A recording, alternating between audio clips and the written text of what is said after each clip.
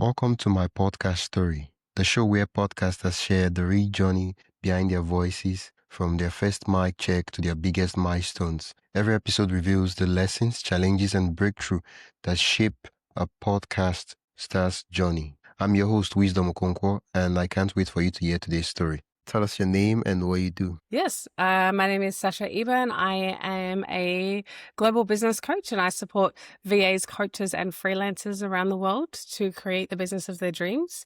And I'm also the creator of the Sasha Eburne Show podcast. Welcome to the podcast. Thank you. Yeah. Can you repeat the name of the podcast and what the podcast is about? Yeah, sure. The podcast is about it's called the Sasha Eburne Show podcast. And we have done 2 seasons, and predominantly the first 2 seasons have all been about aspiring virtual assistants around the globe to essentially leave their 9 to 5 to get started as a virtual assistant and run a successful business. It is about to be brought back even bigger and better and to really talk a lot more to scaling businesses. Wow. It's all coming back now. Mm-hmm.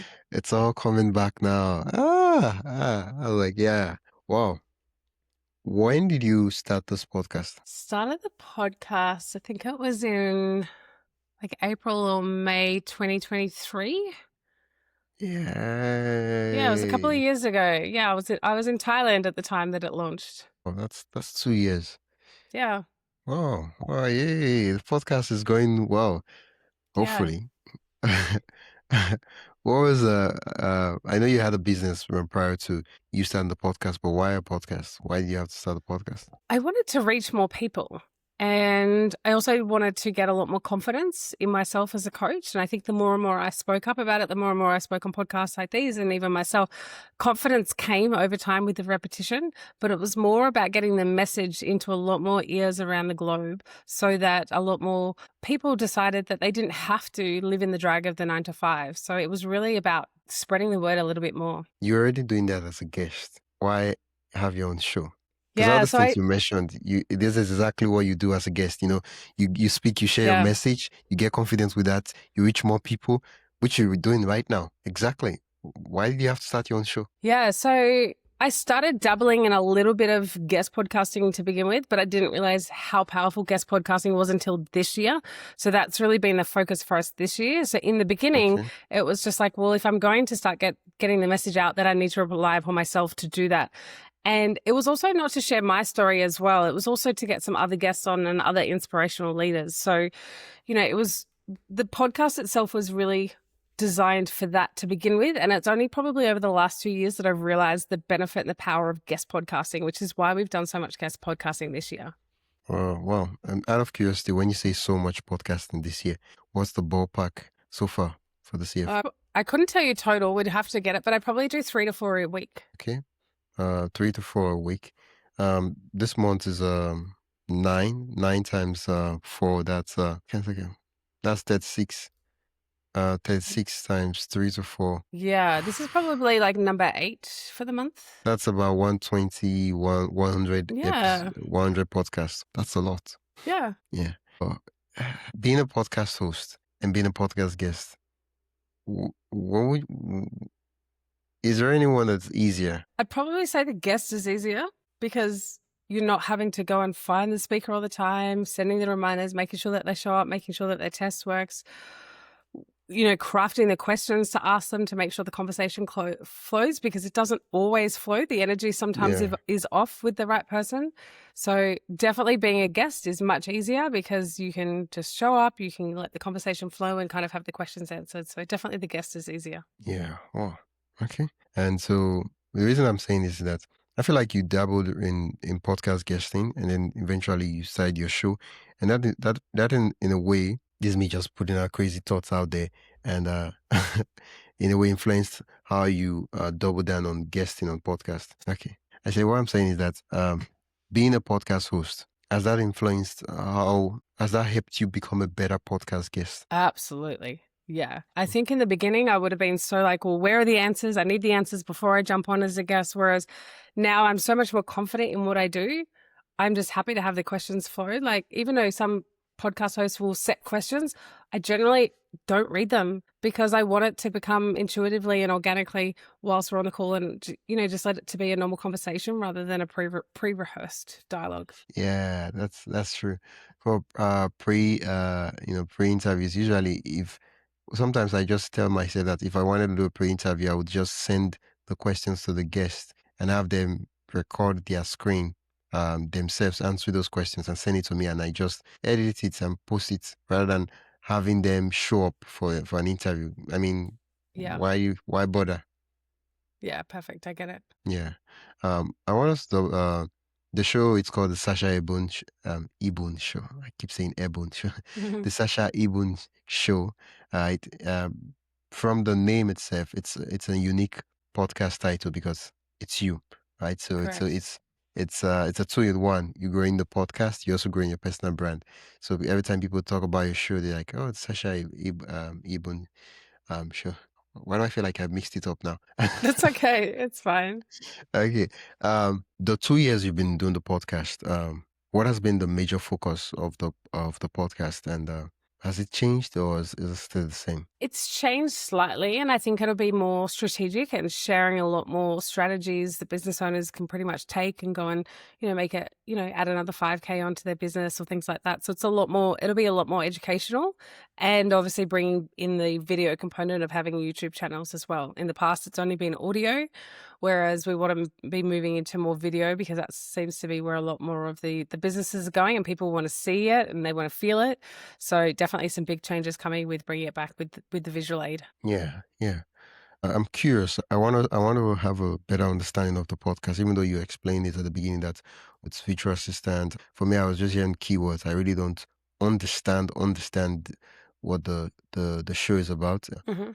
Would you be so kind to explain to me in layman terms, like I was 5? Because right now I Sure. don't understand. Sure. So typically it is about business and running a business.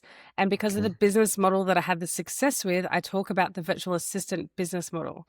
And Okay. I talk really about different phases of the business. So just say one episode was about, how to secure more clients this month. So I would give them some really great strategies to go and get more clients this month. So it would be sort of bite-sized bits about different strategies that they could have in their business, or how to create your social media in under 2 hours a week. So really, what are the different business principles that they can inject into their business? Now, yes, it was typically aimed at virtual assistants, but it could be really mapped across to any service-based business as well in the online space.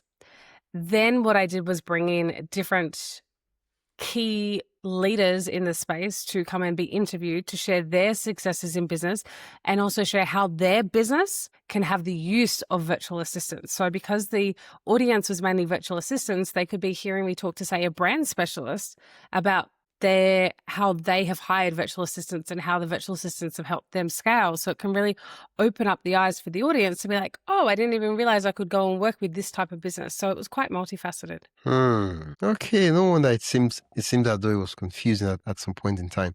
So the podcast started as a show to help virtual assistant businesses. Correct. Okay, but now you talk about business principles in general sometimes, which pretty much everybody can apply. Or Correct. Yes. you approach business principles from the perspective of a virtual, the virtual assistant angle. Yes. Okay, okay, okay. Well, is the podcast video? Not yet. Stay tuned. What's the When roadblock? season 3 comes out, it will be all video. I'm curious, why, what happened? Why didn't we do video in the beginning? Yeah. Oh, it was just a confidence piece. This was 2 years ago. This was I'm too scared to do it in video in case I screw it up. And I had a really great editor that if I stuffed up, I could just be like, okay, cut that out. Let me start again. So that was the flexibility I had when I first started. Whereas now I'm definitely confident that I could just sit there and talk and have it on video. So it was just a confidence piece. Okay. Wow. Okay. So when you say season 3, when is there a date for when that will be dropping? There's not an official date, but the forecasted date is end of October. Okay, that's next month. Okay. Yeah. Forecasted Very, very soon. We've got all the equipment, the camera ready. It's just finding time and space in the calendar. Okay, the episodes have not been recorded. No. Oh, I thought it was a situation of the episodes have been recorded, but the editor is working on doing the finishing touches to then upload and schedule? No, but they'll go up pretty quickly. I'll Okay. probably batch record a couple, so then when we launch, we've got about 2 or 3 to go ready. Okay. So we're waiting for you, You are. literally. Literally. Yep. Yeah. Well, it'll be nice to actually see uh what's the word, to get some tips on how we can use and adapt the uh virtual assistant. How do I put this now? The virtual assistant services for our own business and the things that we're doing. And I'm curious, since we're talking about podcasting, what are some easy wins we could? About podcasting. As Yeah, in, why should someone have since a podcast? no, no, no, no. And since we're talking about the majority of the listeners are podcasters, I like to think that what are some what you do is you talk about virtual assistants and how people can adapt the virtual assistant services for their business, right? So now we're talking about podcasting, right? Yeah, What are some right. things people could do for virtual assistants for their podcast? That's what I'm saying. Does that make They sense? could literally do everything other than showing up and recording it yourself. So they can be Like, scheduling in your guests. They could be, creating the studio link for this. They could be doing your graphics, your audiograms, your covers, and literally getting it out there to all of the channels. So yeah, I mean that's the process for us, and we put in some policies and procedures that I will literally just show up, and then everything else will happen in the background. you said policies and procedures.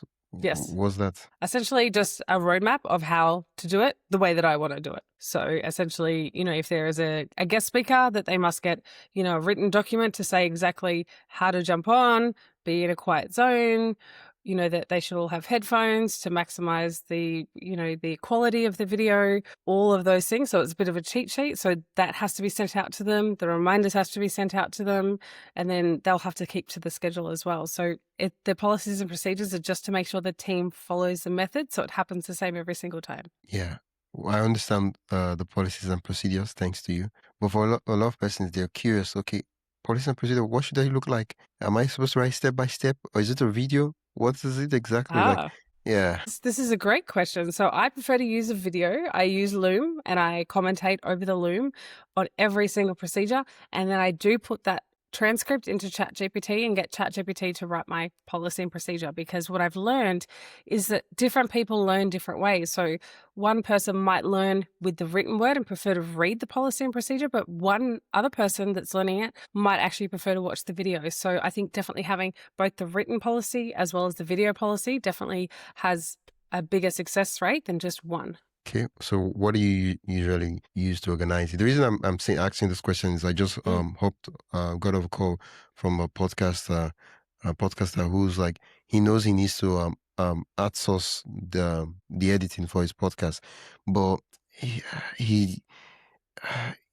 it's he how do I put that? He doesn't really know how to find someone that can do it the way he would love to do it, and so that's just a roadblock for him. And so now, like, okay, how do we organize, because now I know there are a lot of procedures, a lot of tasks that you'll be making policies and procedures on. So how do we put everything in one coherent place such that it is easy to just onboard whoever we we hire to help us out? Yeah, so I keep it really, really simple. We don't overcomplicate it with lots of tech. We have a Google Drive. We have a policies and procedures folder. And then deeper down the folder, we have what task it is. And then within that folder is the policies and procedures. And whether it's screenshots, the video, or the written forms, that's where we send people. So when we onboard a team member and they're given delegation of tasks, we would send them another document, which is their onboarding document, and all of the training that they need to do before they start on day one. Yeah. Quick break. Before we continue, I'd love to invite you to join the My Podcast Story newsletter. Each week, I share highlights from our guest stories, behind the scenes podcasting tips, and resources to help you grow your own show. You can sign up at mypodcaststory.com/join. That is mypodcaststory.com/join. Now, let's get back to the episode. Very Wow, make simple. perfect sense. Make perfect sense. I feel like I just got what's the word? A master class in 5 minutes. Yeah, well, everything is just coming together. Why do I feel like I've actually had this conversation with you before? I don't know. Meant to be. Meant to be. Yeah, because I'm like, oh, are you sure? You sure? I'm like, no, no, no, not really. Okay. Wow, thank you for that. Okay. Having a virtual assistant helps a lot. But a lot of persons, okay, what's the word? They're not broke, but they're just financially challenged. Let me put it that way, right? So the thing they're doing is not like it's making them money yet, right? But they want to like hire the services of virtual assistant just to save time, not necessarily to make more money or to work on something else, right? In that regard, they're considering, okay, let me do an arbitrage. Right? What that means is that instead of hiring someone from the US, I could hire someone from Nigeria, India, and countries like that. That way, when I pay them the small thing I have, it's still still something substantial, and it's it's quality service. Uh, what is how is that different? Is there any use doing that, or is that just a waste of time? No, I think you can definitely find some inexpensive virtual assistants in places like Nigeria and the Philippines and India. The only thing that I recommend is doing some paid trials with them and making sure that they can actually say what they can do, or Oh, trying to find them on Fiverr or Upwork where they've got testimonials, because I find that they're so loving and they just want to help. And sometimes they're like, oh, I can do that. I'm an expert in that. And actually it kind of unravels and they're not really that great at it. So, if you're in a position where you don't have a lot of time and money to spend training somebody, you kind of want someone. So find somebody that's had the experience and find somebody that has some successes so that you can get them onboarded really quickly. And you can find, there are a lot of people that are highly skilled coming from those places where they are a little bit inexpensive for you to start with. But yeah, definitely paid trials are really great because they're going to be compensated, and then you can really kind of get a sense of their worth ethic, their output, and making sure it's a good fit for you both. wow, wow, wow. The reason I'm saying wow, wow, wow is all the mistakes I've made, they're all coming back to me. Yeah, I mean we've all made them. Ah, We've all made those mistakes. So don't worry, I've made ah, many mistakes. and I'm like, I wish I'd known this. I wish I had interviewed you then. Hmm. Probably I wouldn't have been asking you these questions. I'd have been asking you a different question. I'm like, oh yeah, how did you do this? I'm like, nah, I'm not interested in that part. This is the one I want her to Hmm. answer. But now that I've been burnt, and like, yeah, but I feel like virtual assistant is, what's the word? It's like it's a title where anyone can just pick and say, "Oh, I'm a virtual assistant." It's Yeah. such that they don't really know what it even takes to be a virtual assistant. Hmm. That it's even hard to find someone who's actually a virtual assistant in the real sense Yes. of it. Because now, like, oh, as long as they're virtual, right? They're remote, they're going to like promise to assist you with whatever you're doing. They're like, "Oh, I'm a virtual assistant," and you're like, "Okay," you're trying to even explain how to manage calendar and like some basic stuff that they're supposed to like know, like just using the internet. You're trying to explain it, and you're like, "Okay, I'm not even started teaching you what I want you to do for me." And Mm. we're having this conversation like, so in what situations should we, because sometimes, we're broken, but the person has this, good attitude. Right? They have a good work ethic. They have good communication. Because before I used to hear the word, oh, I can communicate. I have good communication skills. I really did not understand what that means. But now that I've worked with people, I now understand what that means. Like, telling someone that, oh, I'm working on this. I really need this. When do we trade? Okay. So what the question I'm asking is, someone has a good attitude, Hmm. but they have a lot to learn, right? Yeah. And we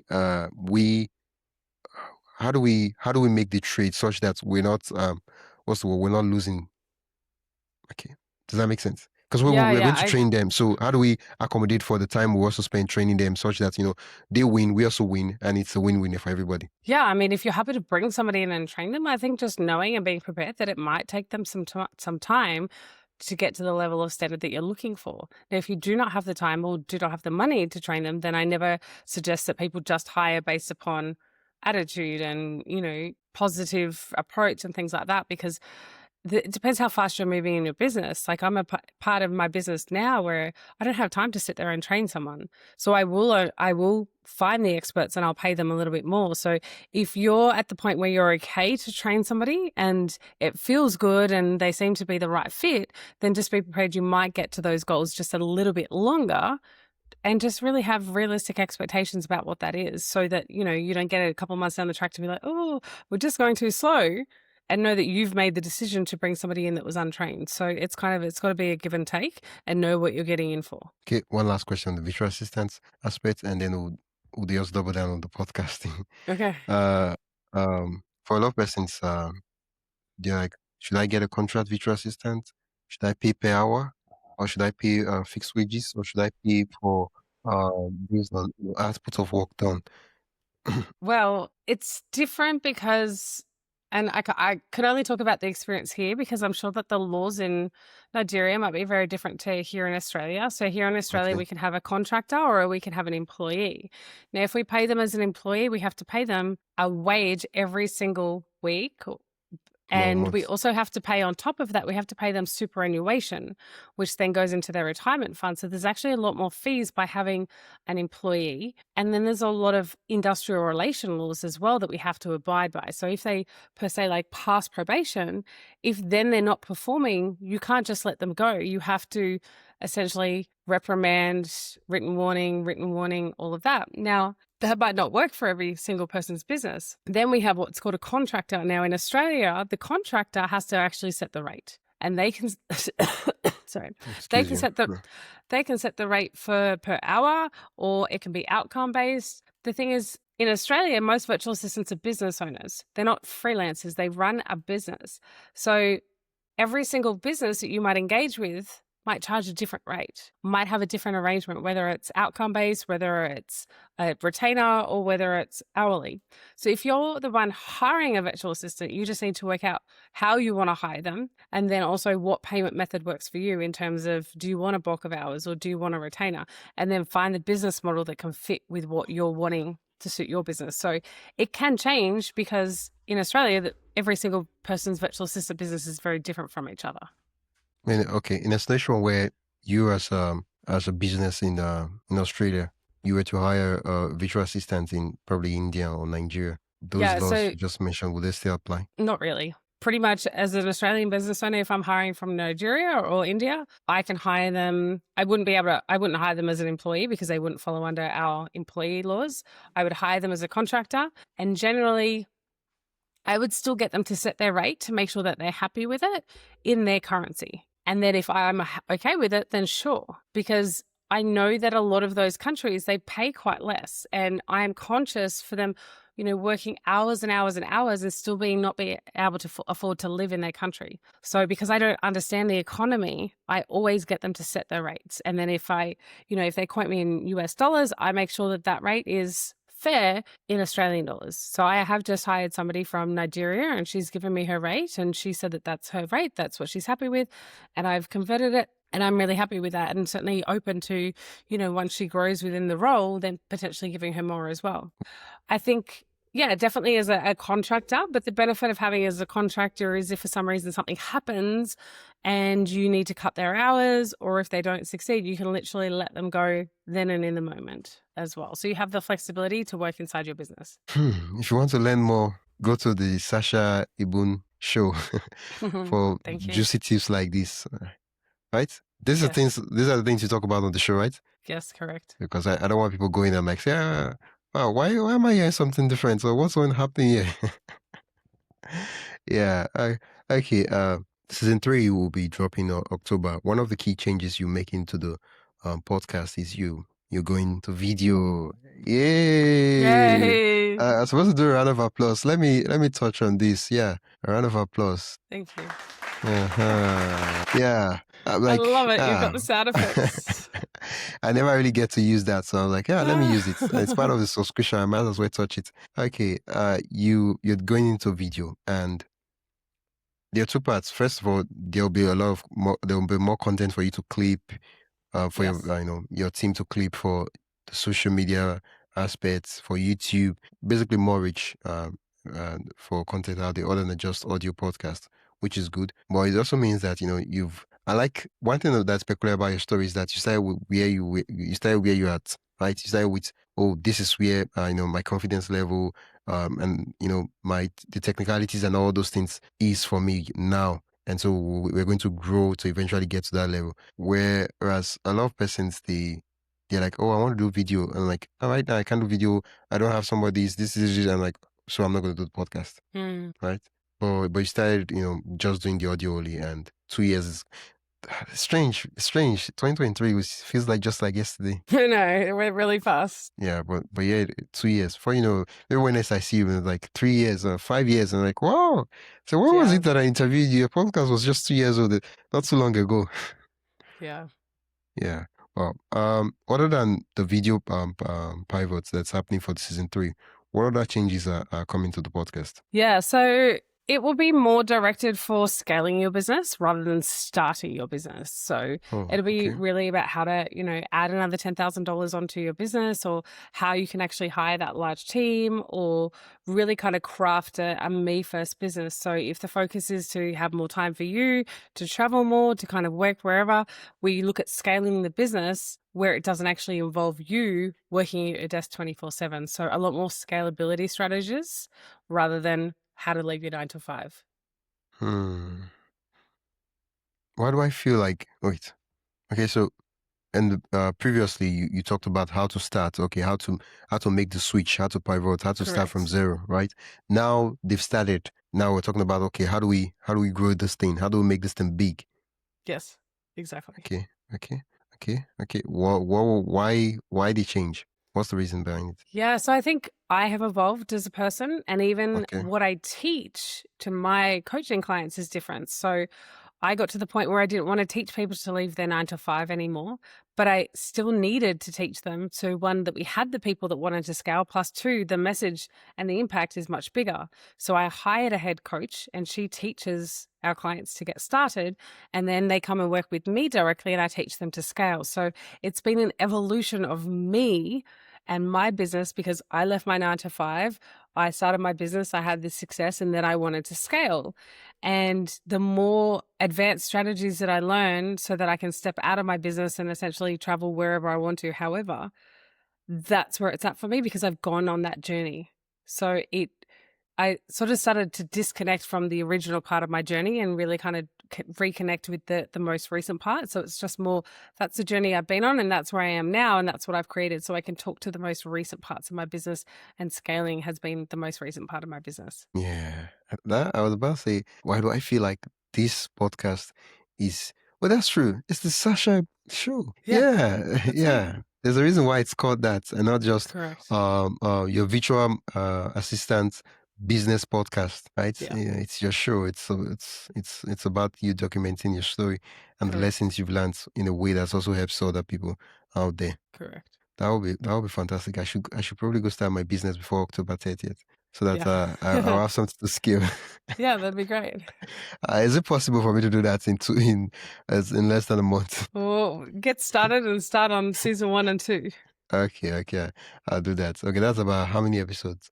Um, season 1, season 2. It's about, How many I episodes can't goes remember. go for a season for you, or is it just, oh, the team? It doesn't really matter the It's number of just how I episodes. how I felt.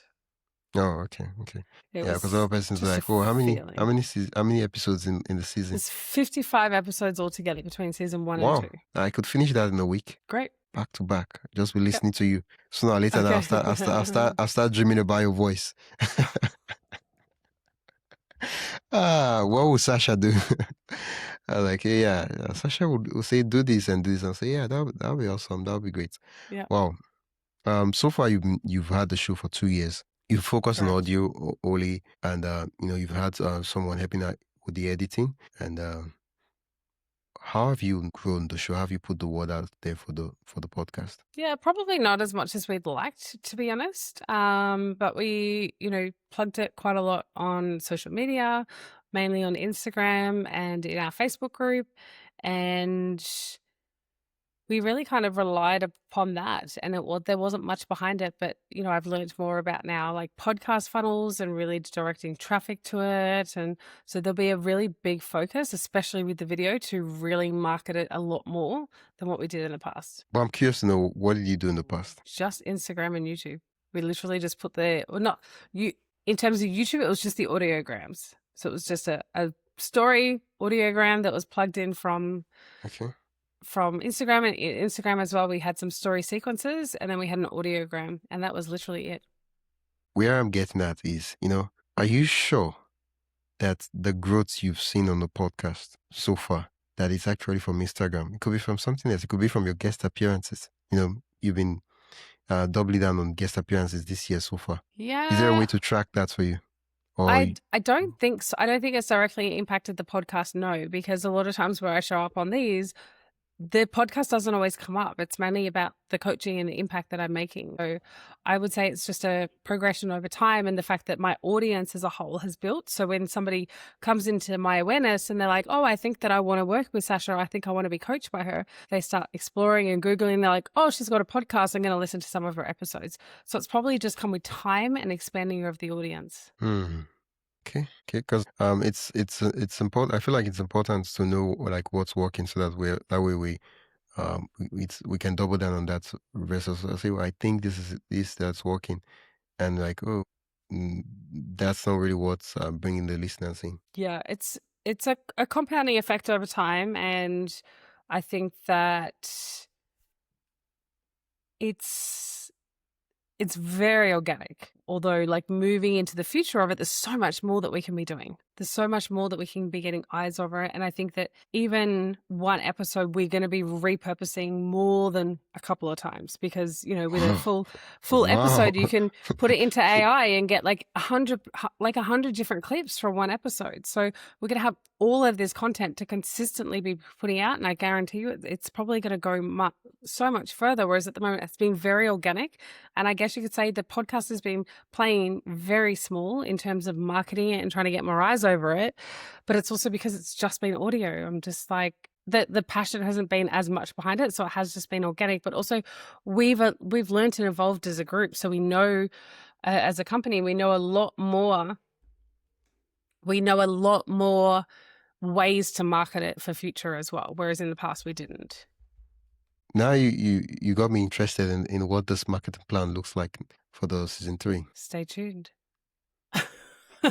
No, it'll be essentially taking a lot more of the it'll be taking the entire clip and throwing it into our AI tool that we've used called Get Munched. And Get Munched actually sections it out. It finds all the gold nuggets, and then it actually does all the captions, all the music, everything. So from one episode, we'll probably be able to get at least 20 different clips. So we'll be able to post a clip every single day of all of the gold nuggets that came out of the podcast. So not just me sitting there talking in long form, all of those different hacks and tips and tricks that people actually want to ensure that they're getting the most benefit in this short amount of time, because people's attention span are getting shorter and shorter and shorter. So it gives them the quick wins really fast. And that's where we implement AI to really kind of tap into those, because if we paid a editor to do it, they'd have to sit there and watch it and be like, oh, that's a good one. Oh, that's a good one. And it would take far too long. Yeah, well, the process is owned by Virtual Assistant. Yeah, they use the AI to make it faster. Yeah. But like someone is handling the task. Okay. What about since we were talking about AI and automation, I'm curious, right? Now, so I can see some things I can adopt. I'm not going to use the word steal. I don't steal things, because whatever you share, you're sharing it with your consent. So I'll adopt it. What are there automations, or you just share with us an AI to use GetMunch for the clipping of the videos? What about automations, right? Things that are set up and they run behind the scenes without you having to touch or a virtual assistant touch it. They just, once things happen, they just kick off. Yeah, we'll be having a lot more automations in terms of once the clip goes to Instagram, it'll be a comment app 9 or whatever it is, whatever the thing is, using ManyChat to then get the copy of the full recording, and then we will go and send them in through that. Then we'll add them to our mailing list.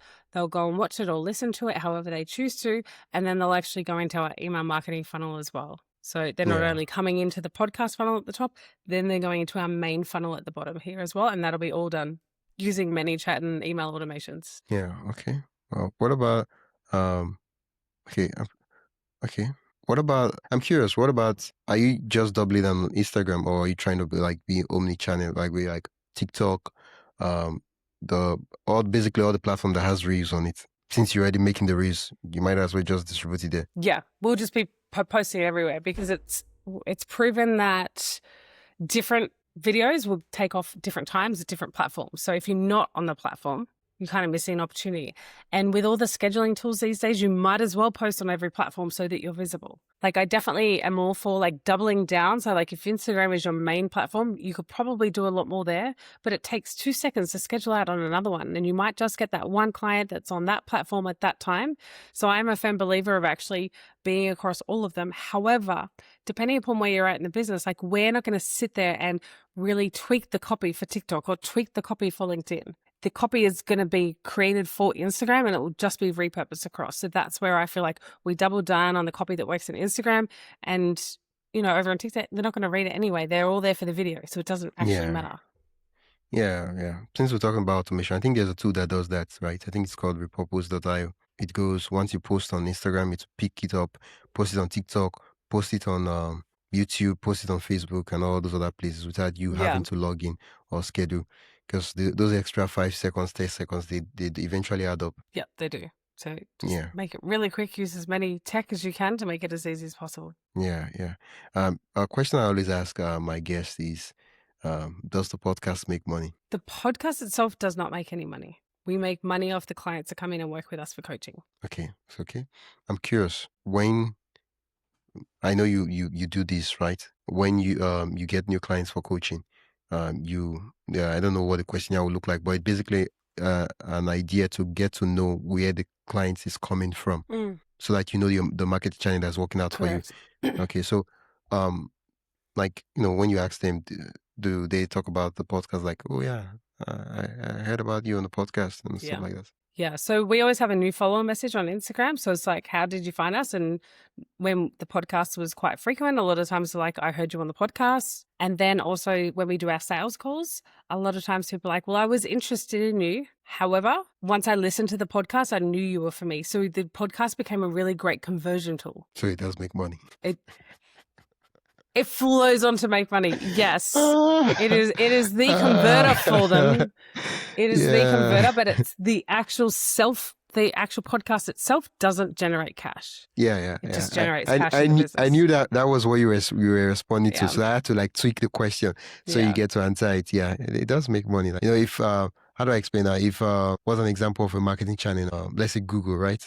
Yeah, you know, if you're getting traffic from Google, it doesn't necessarily make you money, right? But you know, if those traffic eventually convert to leads, and you know they buy from you, it does make money. Correct. Yeah, so the podcast does make money. Hopefully, it makes more money this year. It will make more money this year. Yeah, and I'd love to interview you. So you shared, you talked about funnels, you talked about ManyChat and all those things. I'd love the next time I would interview you, which I'll be doing a follow-up. How many months should I follow up from now? Probably close to Christmas, because then at least we'll have a couple of months under wraps and we'll have a lot more strategy tried and tested. So would you be free Christmas? December or January. Sorry? Would you be free in Christmas? Like Christmas period, not Christmas Day. I mean, that period. I feel like that's a lot's happening. Yeah, I'll still be working. I'll be supporting my clients. They've still got business to run. So yeah, we work through. We just don't work the public holidays. Okay, because I just let you know, I'll reach out closer to that time, probably in November. I'll message you. So because the reason I'm saying this is that I'll love if you show us what's in the bag. You know, basically, you know, a screen share, right? I'll just sit down and I'll be right now I'm not holding the notes, but I'll be holding my notes and I'll be taking notes, and I'll have my tea here because I know there'll be a lot of things I'll need to digest. So you're like, oh yeah, we did this, so this is this, and this is how we did this, and this is this, so that we can learn a lot. Yep. Yeah, great. More than happy to share it. That's okay. Thank you so much, Sasha.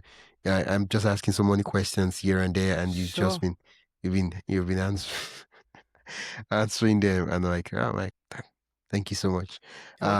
Once again, what's the name of the podcast? What's the podcast about? And how can we listen to the podcast? Sure. It's available on Spotify and Apple, and it is called the Sasha Eburne Show. And at the moment, it's predominantly for virtual assistants to support them to leave their 9-to-5 and create their own business. And coming soon, the Sasha Eburne Show version 3 will be all about scaling your business. Is there a website we can go? Yeah, definitely. It is available on my own website, which is sashaeburne.com, and I can give you the URL to the podcast, which is just sashaeburne.com/podcast, and that will take you directly to it.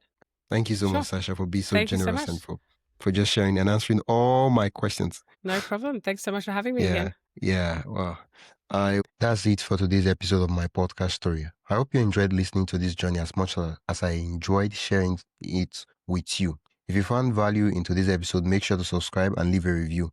It really helps others discover the show. And don't forget to join the newsletter at mypodcaststory.com/join for more stories and podcasting insights. Until next time, keep telling your story because someone out there needs to hear it.